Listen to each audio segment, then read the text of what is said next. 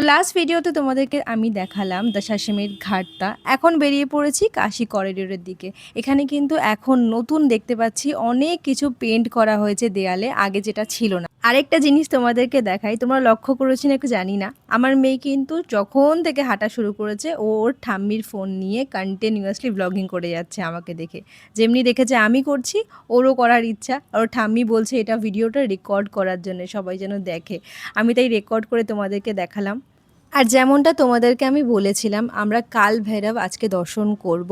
কালকে আমার হাজব্যান্ডের বার্থডে, ওর বার্থডের দিনে কাশী বিশ্বনাথ দর্শন করব। কিন্তু এখানে আসার মেন রিজনটাই ছিল হলো কাশী বিশ্বনাথকে দর্শন করার। আমার হয়তো এটা সেকেন্ড টাইম, বাট আমার সঙ্গে যারা এসেছিল শাশুড়ি মা, দেওর, তাদের জন্য নতুন।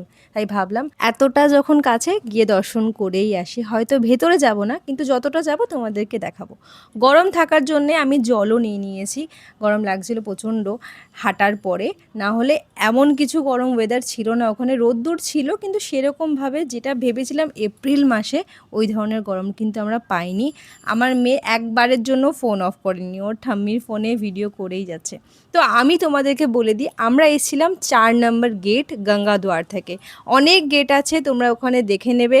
গলির ভেতর থেকে 2 নম্বর গেট থেকেও তোমরা এন্ট্রি নিতে পারো, মণিকর্ণিকা ঘাট থেকেও নিতে পারো।